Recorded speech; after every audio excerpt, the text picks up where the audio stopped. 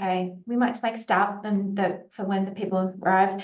I would just like to welcome everybody to this the SANT chapter-led conversation on making internships accessible. And I'm Natalie Millick. I am the chair of the chapter. But today I am lucky because Amber is going to be the facilitator. So I'm going to hand over to Amber and she can do the introductions and the acknowledgement of the country, and I will just look at the chat and see how I can help in that space. But thank you everyone for coming. Thank you, Natalie. Hi everyone. Thank you so much for joining today. We've got a great session and a couple of speakers that I'll introduce you to in a moment. But my name is Amber Coppins. I'm part of the SANT chapter and have been for the last 12 months. My role is manager of our internships team, which is a centralised team at the University of Adelaide. So we'll be hosting and taking you through, we've got the presentations and then we'll have Q&A at the end today. But I would like to start by acknowledging the traditional owners, and for us here in Adelaide, that is the Kaurna people. So I would like to pay my respects and acknowledge their deep attachment and relationship to this place. I'd also like to respect the lands on wherever you may be meeting around Australia, and acknowledge that as we are meeting in all different locations, the spiritual connection that people may have to the land that we're all meeting on. I'm very excited to we're transitioning to the Adelaide University from January 2026, and we have been bestowed with an Aboriginal name for our university. That is going to be Te Gangaku. It is featured on our Adelaide University website. So we have some continued work happening within our Indigenous pillar for Adelaide University as well. So we've got 3 speakers for you today. It is all around work integrated learning and making internships accessible for students, but from a few different perspectives. So the first speakers you are going to hear from is Dr. Samantha Newell and Dr. John Baranoff. They are academics and researchers at the University of Adelaide, and they have prepared some updates for you on how they've made work integrated learning accessible to students that may have competing demands, particularly in the area of their psychology students. So I hope that from what they share with you, you can think about how that might relate into the areas that you support in WIL. And then we will have a second topic, which will be a bit more broader about recognising students with accessibility and disability employment. So Sasha Lemon-Spence, she currently works in the University of Adelaide Careers team, but she does have 20 years experience specialising in disability employment. And I'll let her talk through how she's connected with another program called USET and how you may be able to connect and think about that for your areas as well. So I'm going to hand over to John and Samantha to take us through the first presentation.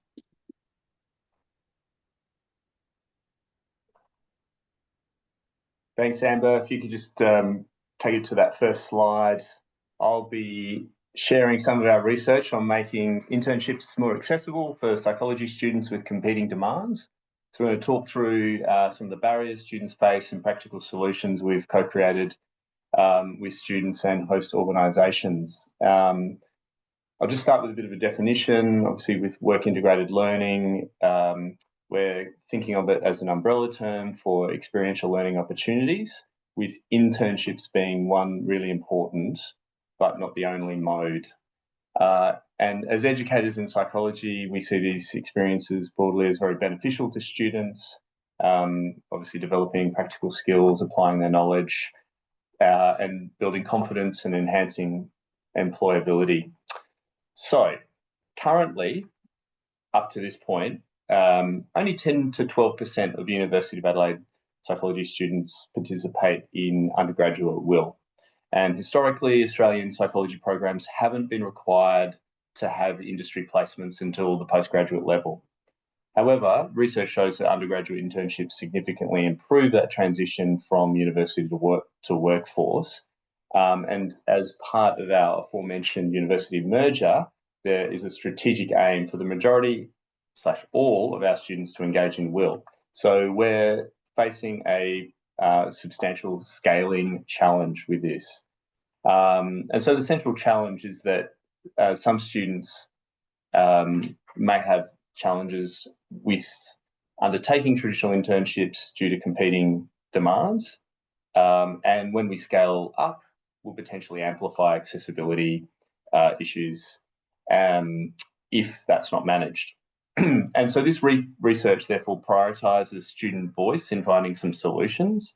And I'll note that this research was supported by WIL Australia Research Grant and University of Adelaide Teaching Advancement Grant. And just onto the next slide, if you can, please, Amber. And then, okay, so we're defining competing demands as occurring when students are managing disabilities or additional needs. And importantly, we're including hidden disabilities that may not be registered with disability services. We're also including students with caring responsibility. And so whether that's caring for children, aging parents, other family members, etc. And so our thinking is that students in these situations face particular barriers relating to flexibility, such as scheduling, and also may need accommodations within the environment. So, for example, a student with social anxiety might be overwhelmed in a particular work environment or internship environment. And we want to help these students gain equal access to career development opportunities that these internships provide. And the Higher Education Support Amendment Bill 2023 requires universities to support students in completing their enrolled units. So therefore, it's important that we're proactive about building in supportive structures to enable participation. And on to the next slide. So our approach builds on established frameworks. So we drew from Atano Boaz's inclusion model for WIL, and also substantial literature on disability and work integrated learning from researchers such as Bulk et al. Importantly, in some recent research by Lazarado et al., there were 3 critical gaps that are identified, basically pointing out that we need to more deeply understand persistent barriers that students actually face, i.e. not what we just assume that they face. And secondly, we need practical steps that students can use to overcome these barriers. And thirdly, we need to support student agency, help them build confidence and ability to negotiate needs. And I think it's fair to say also that, importantly, very few studies have involved industry partners closely in doing this. Just on to the next slide, thanks. So the aim of our study is therefore to bring together stakeholders, so students with lived experience, host organisations, hosts of placements, internships rather, and university coordinators to co-create some solutions in a collaborative way. And so to do so, we conducted 22 semi-structured interviews, each lasting approximately an hour. And this represented the 3 perspectives. So 9 students who had already completed internships while managing competing demands, 5 planning future internships, and 8 host organisations that have provided placements previously. The majority were conducted via Zoom, with 1 in person. We used Brandon Clark's reflexive thematic analysis approach to qualitative data analysis, and also used an inductive approach to the analysis, which suited the exploratory nature of the research. And the interviews, so semi-structured in that they were somewhat conversational, but guided by key questions such as: what barriers did you encounter? Did you feel comfortable disclosing your circumstances? Why not? And what kind of supports would be most helpful to you to navigate your internship process? So participants received a $50 shopping voucher, gift voucher for their time. And just on to the next slide, please. So when we spoke with first and second year students considering internships, we heard some things that were potentially concerning. Maybe many assumed internships simply weren't for them. They'd already ruled themselves out before they even applied in that sense. So I guess this self-reflection arguably is based on assumptions, not actual information about flexibility or accommodations. So we were interested in pursuing that a bit further. For the past students' experience so we had past students with competing demands who had successfully completed an internship, and what we were hearing from them is the majority of them did not disclose their competing demands during the placement or during the internship. So these students were concerned about stigma and, say, being perceived as less capable or less competitive for positions. So this has implications for student wellbeing and for the learning experience itself, among other aspects. And I think that these findings reveal a clear need for change in how we frame and facilitate conversations about internships. So then on to the next slide, please, Amber. So we'll go through some of these concerns that were raised in more detail. So stigma, so students were concerned about disclosing a disability or carrying responsibility, and were concerned about how this would fundamentally change how they were perceived. Perhaps understandable disability stigma, assumptions about caregiver commitments, issues in workplaces generally, and students are therefore protecting themselves from potential discrimination in that sense. Competitiveness fears was another major concern, this concept of perceived competitiveness, students believing that by disclosing that they would make themselves a less attractive candidate. And this is particularly understandable where internships are seen as limited resources and prevented students from even attempting to negotiate their needs in that sense. And then students expressed also that they weren't sure how to have these conversations, who to disclose to, and how to frame those requests. And just on to the next slide, please.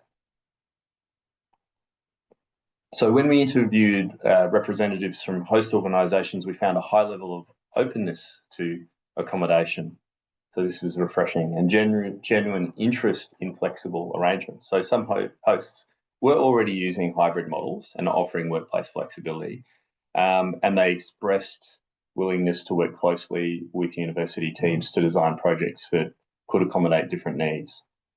So the value of framing flexibility in advance was expressed, as of course this would allow hosts to prepare appropriately. However, there were some caveats. Some organisations generally reported that they couldn't offer flexibility due to the nature of their work, and this will require further discussion on a case-by-case basis, and the suggestions,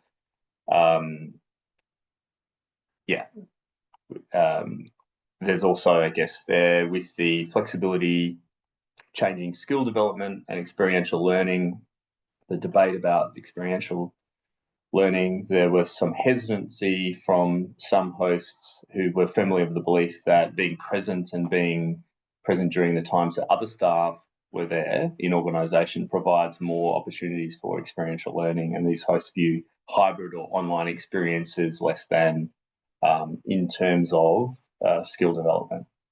Just on to the next slide, please. So flexibility was seen as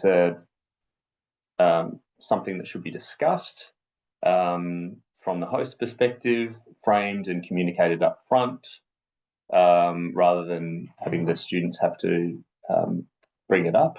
Hosts were open to completing something like a matrix that included available accommodations such as modified hours, hybrid options, quiet working spaces, and flexible scheduling. So this approach is also has benefits for the organisation, who can, of course, then plan in advance and prepare. And just on to the next slide, please, which is the last slide for me. So hosts did share some unprompted stories about the value of students with competing demands and what they brought to their organisation. And I think this is really important, and something we'll highlight in our future work is that, for example, a student with neurodivergence undertaking an internship at a disability support organisation provided a very important insider perspective in developing new resources, and a student with a physical disability was viewed as an important role model in that school setting to students. So we did notice a bit of a disconnect between what students believed would happen if they disclosed and some of the potential benefits of sharing their competing demands. So in summary, students feared disclosure would make them seem less capable, and we certainly had some hosts actively valuing what students thought that they would otherwise hide. And so there's potential misalignment of perspectives there. And this is one of the things that then brings us to some of our key recommendations, and I'll hand over to Sam for that. Thank you so much, John, and I really appreciate the way that you guided us through that, identifying some of the issues that we found as we spoke to hosts and students. And hopefully some of these recommendations will feel like they naturally address some of those challenges that we identified. It might be unsurprising that one of the key recommendations is that we need to build in visibility around some of the, to help address some of the issues that we identified. And there's value in making that flexibility visible. There's this quote, if you can see it, you can be it. And I think it really applies well to this key recommendation. So visibility is a matter of access. Students won't apply for something that they cannot see. When the flexibility is named and it's normalised, it becomes easier for students to see themselves being able to engage in those WIL experiences. So it requires us to have a bit of a rethink about when we make announcements to students and the way in which we frame those by putting the flexibility up front and helping students to understand right from the first time they hear about a WIL experience that it might be for them, because that was one of the assumptions that students had. They would immediately from the first engagement with, perhaps an email about WIL, they would automatically assume that it wouldn't be for them and they wouldn't be able to be accommodated. So addressing that from the very first introduction of the WIL experience is a key recommendation for us. Next slide, please. So this also leads nicely into this issue of communicating to students early, but also communicating with hosts early, because getting the message out to students that there are some flexible experiences available can only happen when these conversations with these key partners happens at an early stage. So whilst we found that hosts were very open, most of them were very open to having flexible arrangements and modifications to their WIL experience, it was made clear to us that this would be something that would have to happen in negotiation and through discussion. And also that students may not be aware of this. So finding a way to counter those assumptions that their circumstances will prevent them from participating even in a modified way is really important. And we recommend that the willingness of hosts to be flexible should be embedded into the structure and communication of these WIL opportunities. And it could include actively advertising which placements or internships are open to adjustments, and could specifically even list the accommodations that may be available. And some of the things that we discussed with hosts that were possible were modified hours, hybrid experiences, which brings in some offsite work or online engagement, or even just having a quiet room was seen by both hosts and students as something that was important to have available, a meeting room that could be booked for students to have some quiet time in. And if students know ahead of time that those accommodations are explored as standard practice for us when we are scoping out these internships, importantly, it may encourage early disclosure.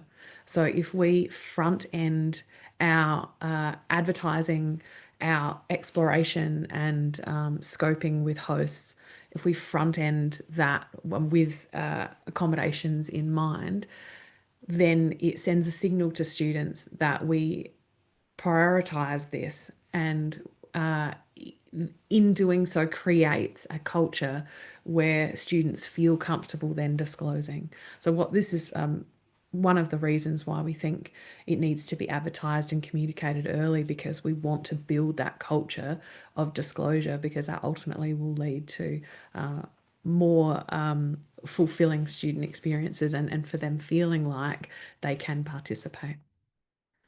The next slide, please. Something else that came up was an additional layer of support that our previous students mentioned to us, and actually also the hosts as well, was that where possible, it's important that students go on on-site experiences such as internships. They go in pairs. Oh, sorry, that's just moved on to the next slide. So where they can go in pairs, because it actually gives them an additional layer of peer support. And what was surprising for us when we found out that the meaning of that peer support is in having conversations with the other student that was there, it gave them some confidence to speak up and seek those accommodations. So just by having somebody else there on site at their level, or somebody that is going through this shared experience, we found that it can build their confidence in seeking the accommodations that they need to be successful. Next slide, thank you. So we've talked about if you can see it, you can be it, and the importance of building that visibility right from the start to try and encourage that disclosure. Another way that can be done is sharing stories from those past interns that navigated the competing demands. This offers some reassurance to students and promotes that sense of possibility. So not just advertising upfront what experiences can be modified, but also sharing those success stories of students that did successfully navigate requesting accommodations and in general, the demands of the experience, and also the benefits that they got out of it too. And I know we can do that sometimes where we share videos or experiences of past students, but I think in this space, particularly those that have competing demands, putting them front and centre as well to try and, again, develop that culture of early disclosure. Thank you. Next slide. And similarly, in the vein of success stories, it's important also, because we recognised that the host saw value in students disclosing and bringing that insider perspective to the organisation. It's important we communicate that message to students as well, so that we can try and address that disconnect between what they perceive host organisations to be thinking and actually what they do, in fact, gain from understanding more about the students' needs and what they can bring to the table from an insider perspective. So explicitly sharing those stories of the host that valued students with competing demands, how they can act as role models and or provide those unique perspectives might build students' confidence in disclosing their needs early. And the next slide. So how do we do this? Apart from sharing some videos of students that were successful, or some videos perhaps of hosts explaining the value that people with competing demands bring to the organisations, what we were hearing from students and hosts was that they were actually looking for specific training. hosts were looking for information about how they can navigate what accommodations are reasonable, what can be done. They were looking for guidance through this space. But what was interesting is the hosts and the students both recognised that there was an opportunity for training for students for assertive language training, essentially, but specifically with the focus of how students can advocate for their needs, how to have these difficult conversations. And we recognise that comes in a landscape where there is a power imbalance already, and the students are perceiving that they're coming into this from a less powerful position. So how do we empower them to have some of these difficult conversations? So how to advocate for their accommodations was recommended. And the training can support students to understand that requesting flexibility is a valid part of preparing for a workplace experience, and how these conversations can be approached in a professional way. So it's, again, building their confidence in disclosing early, but also it's actually giving them some more employment-related skills, because it's about how to have difficult conversations and sensitive conversations in a workplace setting. So they were the key recommendations that we have come up with after speaking with the various key stakeholders that we mentioned. I'd like to now pass over to Sasha to explain a little bit more about what her perspective, of course, if she wants to talk into any of the key recommendations that we raised, but also I'll allow her to speak about career supports and support on placement. Thank you. Excellent. Thank you, Samantha and John. Yeah, some really good insights there. So my perspective, I'll get you to go to the next slide, Amber. So I work within Flinders University and Uni of Adelaide here in South Australia, and we were lucky enough as an organisation. I work for Community Bridging Services Incorporated outside of the university, and that is an organisation that has a myriad of disability supports. One of the key ones is supports around employment. So what we do is provide an on-campus support service for students with disability. So holistically, you've got your careers teams and your disability services. I sit somewhere in the middle there. So I know not all universities have access to somebody like me, but what I'd like to talk about today is a little bit about some of my insight and how preparing students and employers and the collaborative approach has worked really, really well. So one of the unique things about the service that we provide is a student doesn't need to have medical verification to meet with me. Most disability services in university, they do.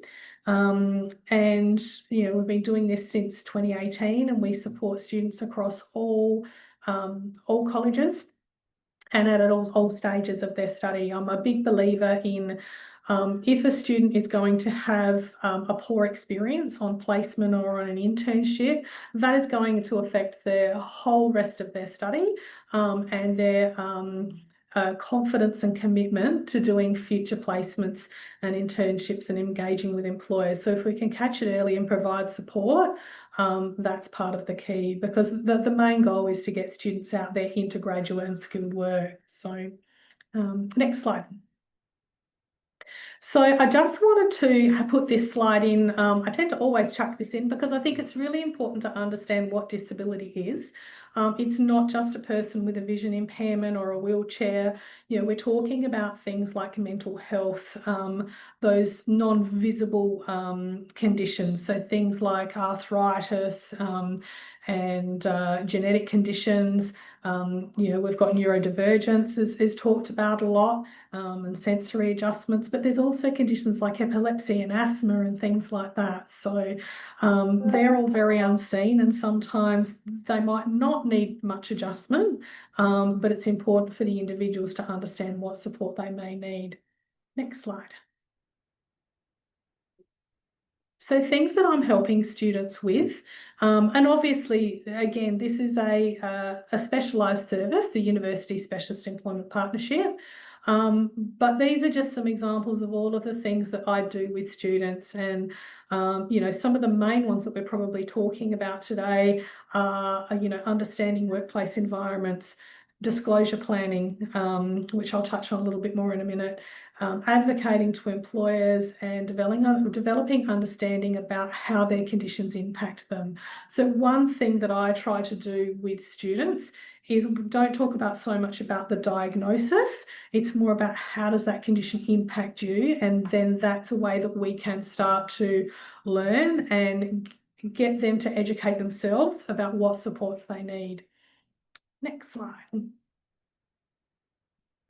So why is extra support on placement so important?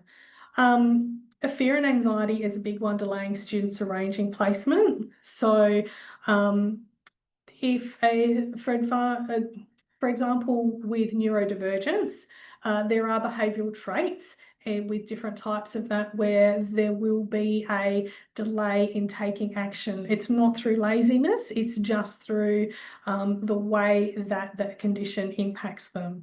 So then when they've left it to the end and they're having trouble finding something, that can cause a bit of a hiccup. So catching things early and giving them that support early, as Sam mentioned, is really, really important. Preparation is also very important. So one thing about that is I have the advantage that I can work with students for a significant time before they go on placement. So putting some of these activities in place and exploring what adjustments they may need, we can have a lead in and actually get to know them and get to know what those supports might be. Creating a supported and positive placement motivates them to continue study. I've mentioned that. And it also creates a learning experience for them to understand what challenges them and what they do well.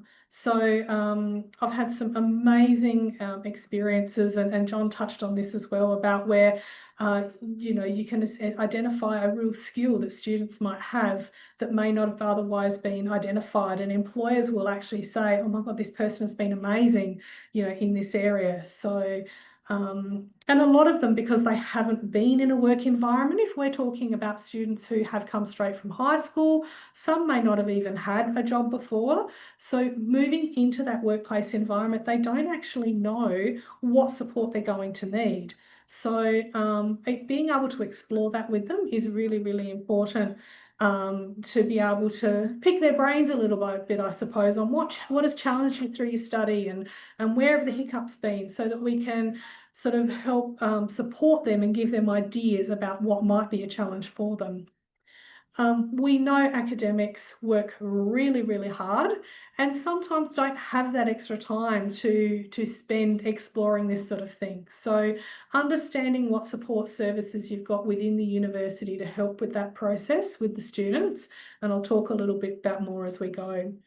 One of the big goals, I think, is building both employer and student confidence to move forward. So I'm a big believer in information is power. So getting the students to understand what they might disclose, when they might disclose it, and also those support needs is a real key in building their confidence to do that, because we're not going to be around forever. So part of this is actually teaching them the skills and providing them the advocacy and support to build the confidence to learn to do this themselves. With employers, one thing I find when talking to employers is that there's so many out there that want to be inclusive. They want to have a diverse workforce. But as much as they want that, there's also a hesitation, because the questions just dynamically come up. What's this going to mean for me? How much extra time is this going to take? How am I going to provide support for this person? And then that can create a hesitation to actually go forward. One of the things that I have done is when I'm talking to employers, or when the work integrated learning teams at the universities are talking to employers, it's asking the question, would you be open to hosting a student with some support needs? We don't have to say disability. It could be, you know, all sorts of supports that they might need. But just knowing that that employer is on board and open to the discussion is a really good time to bridge that. Next slide, thanks, Em. So what I wanted to represent with this slide is I've had really, really good outcomes where obviously the student has been central. And here's just an example of some of the team members, I suppose, that are there to support the student. What I've found work really, really well is when both the employer and the student understand who these people are and what their role is. So if something comes up, the student is more confident to actually reach out for support and reach out to the right person to address that. Also, what we've done in the past is created this team and linked all of the grey circles together. So if something needs to be discussed, obviously with the student's consent, you know, we may have tapped into each other separately. So I may have spoken to the academic supervisor to say, look, this student has mentioned that they're having real trouble with their journaling or something, trouble with the system that they need to use. And, you know, can you connect with them to reach out for that? It might also be that I've spoken to the employer and they're maybe having a few issues. So we need to link back to the work integrated learning team to do that as well, which I didn't actually put on there. So there should be another bubble there for the actual work integrated learning team who's actually facilitating the nuts and bolts of the placement or internship. So having that all-rounded support and conversation and everybody understanding each other's role, you know, just has made things really easy in the past. Next slide. So I've just put this in. I know not everybody has access to USET. There may still be some unis around Australia that do. It was a government program that was put in place and it was in a number of universities and it was linking into the DES program, Disability Employment Services, to have somebody on campus. So we've continued it here and it's doing great. But some of the things that I thought is really valuable to think about, and think about who within your own university you might be able to tap into to help with these supports. So working with the student to understand their support needs, and I'll touch on adjustments a bit in a moment. Working with the work integrated learning team to plan those supports and connect with the employer. Working with the employer to set up supports and understanding. Helping the student to understand workplace expectations. So again, some of them don't even know what it is going to look like going into a workplace. And creating a plan of support specific to that individual, including regular check-ins, which I think when we're dealing with students that need accessible supports, whether that be because of disability or caring arrangements or other sorts of things, establishing a more regular contact, I think is really important because it's a chance to catch things before they develop or go into something bigger and then the student just doesn't want to go back on placement. And one thing I always ask students when we're talking about supports is what environment and circumstances help you to work at your best? So it gets them thinking about what is a good workspace, environment, circumstance, interactions, all that sort of stuff. Next slide. And if I've put my slides in the right order, aha, here we go. So some examples of adjustments, because we always tend to think about, oh, it's a sensory thing, the quiet room, which these are all amazing that we've already brought up, but there's also so many other things that we could do. So accessing information in different formats might be printout, font size or type, and audio recording. I know people that have had to go into meetings where we've actually got approval for them to take in a recording device so that they can listen back to the meeting afterwards and give themselves time to actually process that information. Smaller group sizes for assessments or meetings or group work. Maybe the person isn't as strong speaking up because of the nature of their conditions or having a lead role. What sort of role might be good for them in that respect? Understanding of cognitive loads. Many times with all sorts of people I've spoken to about where it's well and good to give somebody a list of tasks that they need to do in their role, but some people work at it better if they're given, say, maybe, I want you to do these top 2 first. When you've done them, come back and see me. So certain tactics like that make it a lot more digestible for students to be able to work through tasks. There's a plan, they know what the overall expectation is, and they're still expected to finish it, but giving them the load in a different way can be really helpful and stop those feelings of being overwhelmed. Obviously, flexible work times for caring requirements, medical appointments. You know, we all know people like psychologists, and that can be shocking to get into. You can book 6 weeks ahead, and so, you know, having a bit of time off for that. Sometimes it's more regular breaks. So having, you know, a 2-hour span, and then allowing that person to go for a walk around the block for 5 minutes and come back is a really good way for them to deregulate. Obvious things like adaptive equipment, lighting and sound, specific tasks for physical conditions, emergency plans people forget about as well. So if someone's got mobility issues, what's the plan in case there is an emergency and they can't use the stairwell? You know, is there sort of a different sort of access point? That sort of thing. Communication channels, we talked about more regular feedback to give them that opportunity to help with concerns. The last one there, I think, is actually the most important. A lot of times, students are all over it. They've been managing their conditions since, you know, day dot. They've got it, they're on top of it. Yeah, there might be some things that they might need adjustment with here and there, but general understanding is really, really important. This person may not make eye contact, you know, having an understanding why. Sometimes they might be quieter, they might be concentrating, they might work better with headphones on. They've got all these tactics already in place to be in a work environment. So it's an employer understanding that, you know, they might just do things a little differently. Doesn't mean to say that they can't do it. Next slide. I wanted to put this case study in very quickly because I thought it was a really good example of how support can make such a difference for somebody, and that little extra level of advocacy. So I had a Bachelor of Engineering student. He struggled a lot halfway through his degree, had a bit of time off, got diagnosed with ADHD, but it impacted his GPA. It took a plummet. So even though when he came back to uni, things picked up again because things were on track, but it still heavily impacted the GPA. He needed a placement, so he met with me.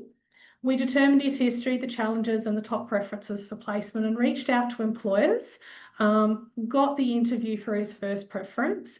At that interview, they actually explained to us that the GPA was, there was conditions like specific criteria for funding, that sort of thing, and so they would be able to consider him for it.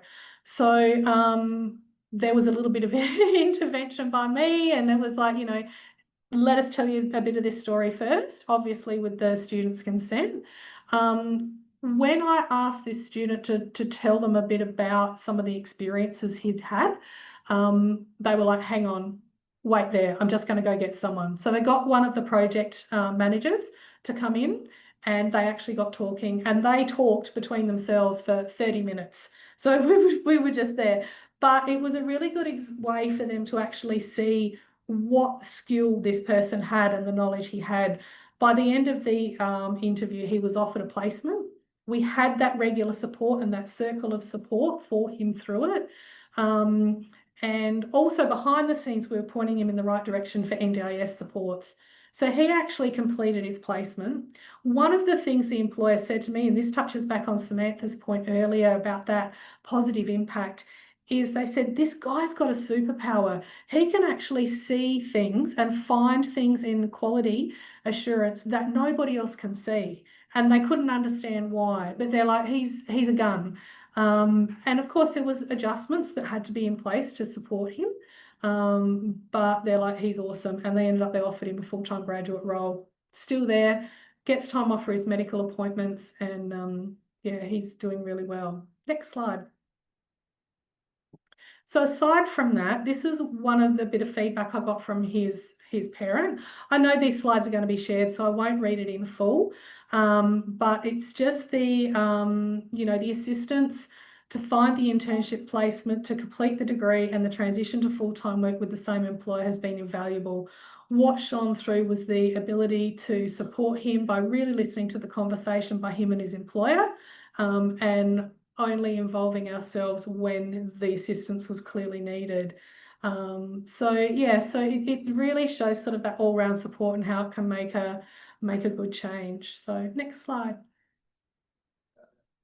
So that's just a little bit about my information. I know we're only based in South Australia. I'm more than happy to talk to anybody afterwards or whatever about strategies on how to connect, and exploring what other services might be available within your own university.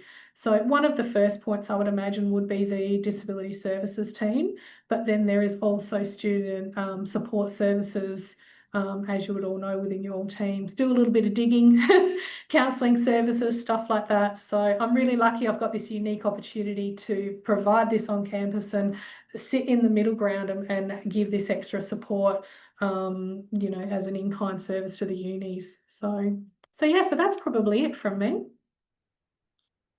Thank you so much, Sasha, and to Samantha and John for your presentation as well. Although we support different areas within the University of Adelaide, some of our learnings and the support we provide to our students does definitely cross over, and we do, work to just support our students in different ways and collaborate. As I'm sure for all of you, you've got multiple stakeholders, so often it requires some planning, or even for Adelaide University, we've learnt how can we build some things in terms of pre-placement, workplace health safety considerations, maybe how we can update our forms and where to direct students to. So some of the work we have been doing for Adelaide University and will be available for our students next year. Some of those policies and guidelines will be available on our external Adelaide University website. So I encourage you to keep visiting that and see what we're up to in that space. But work integrated learning is growing for us, as to is what we're learning about how to support students on placements and where we can make adjustments. Thank you so much for our presenters today.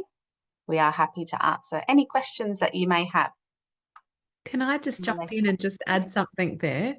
Go for it. I want to, add to what you were saying before about, the changes that are happening in the centralised team, things that are happening at the course level.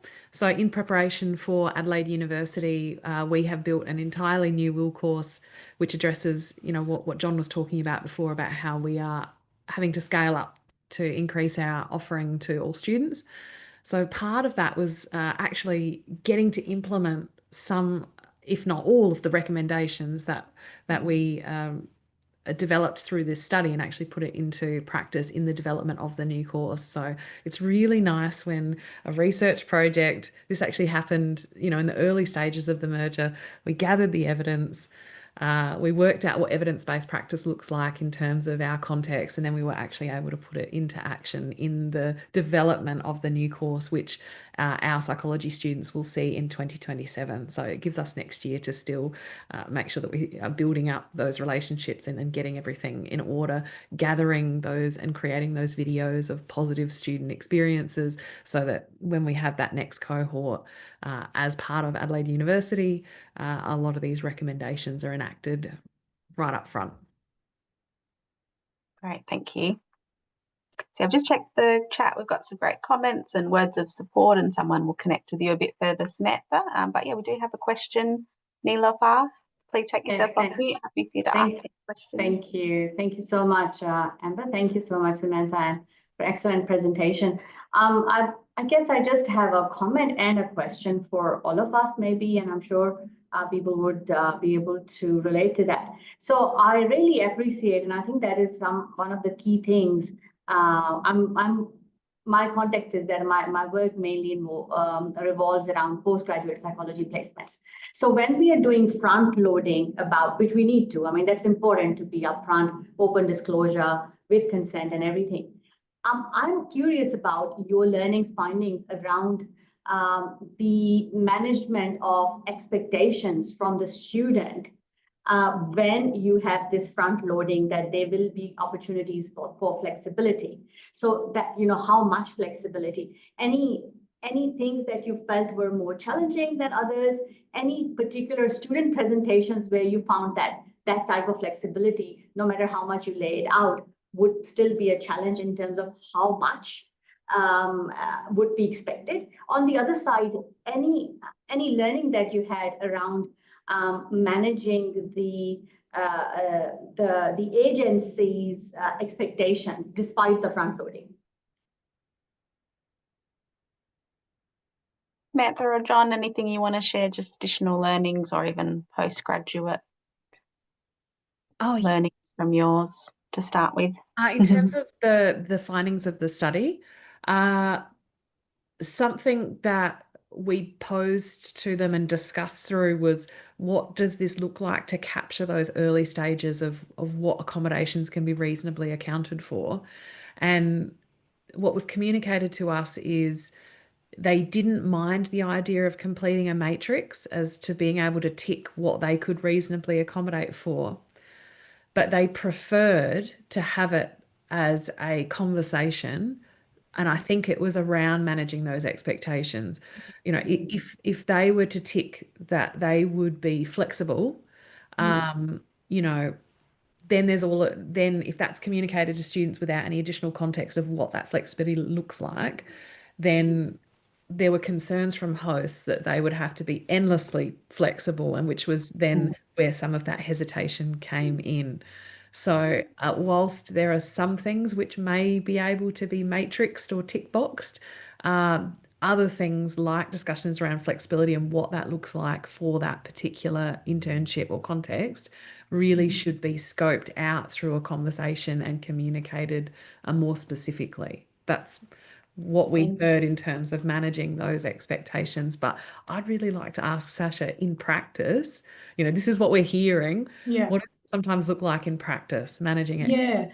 Yeah. Again, it's that employer confidence, and that's a really valid question that you've asked, because you've gone with that really well, Samantha. And I think it's about, again, it's that preparation for the students. So if we use medical, flexibility around medical for appointments, etc., putting the guidelines in about, you need to let the employer know ahead of time what is reasonable notice for them to know. You can't just go, I'm leaving at 3 o'clock today because I've got something to do. Getting students to understand what that criteria is, and that is reasonable requests and reasonable instructions and directions from an employer. The employer still has the right to make boundaries and all that sort of stuff. It's not just about opening the gates wide open, but giving them the confidence to do that without feeling that they are being discriminative, and the student understanding what that is can be really, really important. So, and then I think also the check-ins. So not just checking in with the student, but checking in with the employers. What's going well, what's not. If the student is starting to, misread those signs, why are they misreading it? Is it because they haven't had the information from the employer? Is it just their own lack of understanding? And then how do we retouch base to re-educate everybody? I hope that answers it a little bit. Thank you so much. And, as you will all be aware, with the new code of conduct, things are getting even more complicated. So, it's great timing for this seminar. Really appreciate it. Thank you. Thank you for your question. And similarly, we have mid check-in forms and final check-in forms. The WIL college teams in the first instance, do review those if something's flagged. So in terms of maybe something they need to do for their course assessment of a work integrated learning internship, hopefully that's flagged early as well in case there's adjustments to the assessment part. We did have some questions. One for Sasha: how do you pass knowledge, obviously supporting and all the different stakeholders for the student? And I guess that's probably your part on collaborating with all the different stakeholders. How do you share that knowledge and, I guess, redirect the student for different support when you might have lots of students you're supporting? Yeah, sure. Obviously, you know, we're bound by the Privacy Act and consent and all that sort of thing. So it's having those conversations with students and getting approval from them as to who they're happy for us to share information with. What we have found within the internal university cohort, there's sort of a general understanding of shared information. But I personally, I always check, I always ask, and I always make a note of it that they have given permission for that sharing of information. Sometimes I might actually make a connection. You know, it might be that I contact somebody and say, I have a student that wants to connect with you. And then I say to the students, it's up to you how much you share. Because legally students aren't required to disclose anything unless they it affects their ability to do a job, or it affects the safety of other people in the workplace. So a good example, just very quickly, is I had a client with schizophrenia once, and obviously there's a real stigma that comes with that. This person's condition was well under control, but there was a residual very severe anxiety that came with it. So what we disclosed to the employer was the anxiety, and that's where the strategies kicked in. And to this day, that is all the employer has been made aware of. So, and there's been no incidents or anything like that in the workplace. So I think that's the importance of having that preparation, talking to the student, talking about disclosure planning, what are they happy to disclose and who to, so then you can work in collaboration with them to do that. So, yeah. I did see another one just there jumping in about, but would it be worth considering that you ask WIL partners directly if they've been interested in hosting a student with a disability? Yes. Yeah. Be great if you can put that even in, like, we have an internship proposal form currently, that we could add a question in there. Yeah. Or perhaps it's part of however you advertise your opportunities to industry partners and including it in a check format. Box. Or a follow-up phone call to discuss, you know, at some point during onboarding the student. They might want to further have a discussion about what that support would require. Because as Sasha shared, some of them are physical adjustments or might be equipment, and then some might be working hours or the other adjustments, which does build into, Tony's comment. There are certainly industries that have different requirements, and even the long working hours and the new laws about the right to disconnect. I know there's lots coming out now and being supported by Fair Work Australia. So yes, that's probably something we need to consider if a student is requesting support and then they're matched with an industry or a supervisor, and how we navigate that if it's not the right fit or there is feedback from either. Robert, did you want to ask your question? Happy for you to come off mute if you had a question you wanted to ask.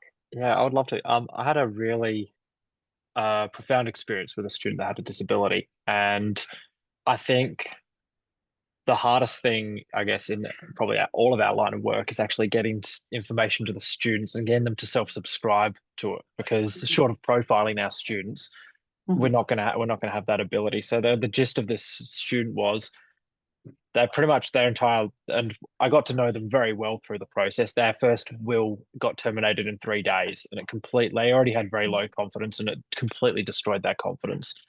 And really, they explained that their entire life has been set up for disappointment because of their disability. They plan for everything to go wrong, and that's a huge mindset to get over. And I think I'm reflecting on, I do honours masters coordination, and we run workshops for academic integrity, and the students that breach academic integrity don't attend the workshops. What I need is I'm trying to think of ways how I can get people to self-identify that they probably need to be in the room to hear this information, because I can make it available, which I don't think we're doing it as well as we can. But how can I encourage students that I don't know to self-identify and to come along? It's a really open-ended question, but it's probably beneficial. And it is quite broad because, everyone has their own lived experience, even with their own disability or adjustments that they may need. And some people may never come forward, and some people are really open and disclose. And probably to your point, their past experience with it, they've had disappointment relating to that. Does any of our presenters want to share I guess from what you could maybe think about where they could self-identify, or that encouragement I know, Samantha, you shared about the storytelling and videos, past success stories. Anything else? Yeah, absolutely. So, as part of the new design for our WIL course in 2027, we've got these whole cohort workshops that all students come along to. So, we kind of have this bit of a captive audience there.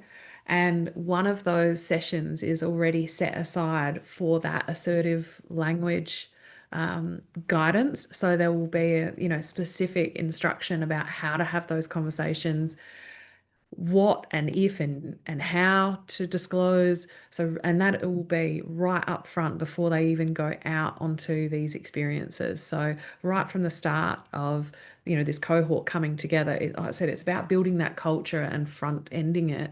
So right at the start, we're trying to encourage them that there is value in disclosing, and then the how to do it. So that's the kind of thing that we have found through our research that was recommended. Whether that works in every context, I don't know. That was just the information that we have from those that we spoke to, but it's certainly something that we're going to be trialling in 2027. Yeah, I was just going to add, I think encouraging students to know who to tap into, Robert, I've found really beneficial. And again, disclosure planning, backing up Samantha there. So the what, when, how, and why. Yeah. You don't have to tell everybody everything.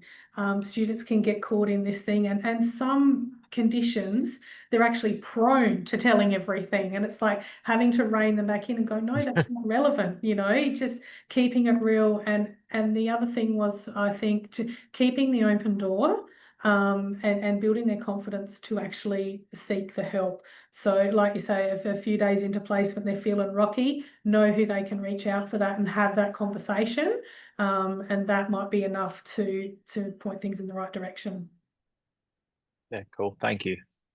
And to your points there, yeah, we're not always on campus in person with them. And even for Adelaide University, we're going to have some of our programs are 100% online. So how we're providing those resources, virtually or in different ways, definitely a consideration when we can't see them or bring them in person to attend things. I know we have reached time, but I'm happy to stay additional 5 minutes if anyone does have any questions, happy to answer them. But if you are dropping off, thank you so much for joining us. The Very session is valuable, also thank you. being recorded, so you'll be able to share it or watch it again if you'd like to. But yeah, I will stay a little bit longer just to wrap up.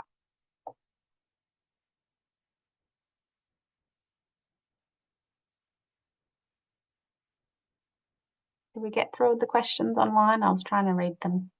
WIL preparation workshops. That was me. Robert's unfortunately dropped off.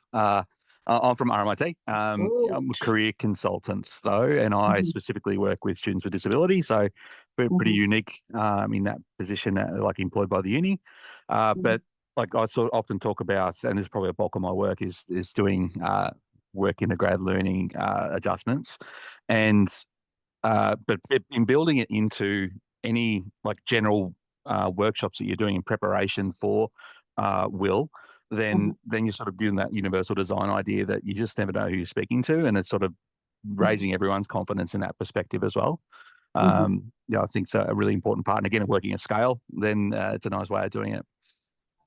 And do you have any that are like student prep workshops, or do you have any industry prep workshops? Like who's the target audience, or what you think would work well? It depends on the school, and it depends on like what they do. But I think we're hearing back, as a general student population that's from industry, that maybe the students are coming in with great technical and knowledge, but not so much great professional skills.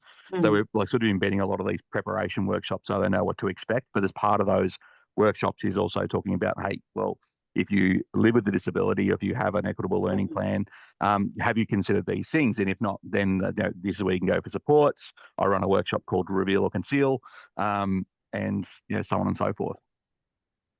Great, thanks for sharing that, Jonathan. Might need to connect with you following this, and as we build and design some of the Adelaide University. I just sent Samantha an email. Yeah, thank you. And I'm keen to know, what's Reveal and Seal? Is that in relation to Reveal or Conceal? It's about disclosure, but just not a great fan of the word, so just trying to make it a bit more Gen Z, a bit more fun. Excellent. One thing I find is I have jumped in on work integrated learning prep sessions. So you've got all your mainstream students there, and it's just talking to everybody as a whole. So this is me, this is what I do. I think sometimes putting a face to it is a lot better. And I talk about how, you know, everybody has different learning styles and learning needs. So it's a sort of a case of normalizing it a little bit. You know, and then hopefully friends talk to friends, and, you know, this is out there, there's help for this. And you know, having those conversations, we all need some sort of adjustment. You know, I know I'm a visual learner. I absorb information a lot better that way. So yeah, that can help get people on board and that as well. I think as well, like, at RMIT, probably only a third or a bit more than that of the students who have disclosed disability are actually with the Equitable Learning Services or with our disability service. You just never know who's in the audience, and like Sashi yourself, you don't have to give any medical evidence to use my support, and I'd probably be less than half have told the uni as well. So you just, again, never know who's in the audience. Yeah. Cool. All right. Thanks again for bringing the list to light as well. Great session. Thank you. Any final questions before we wrap up?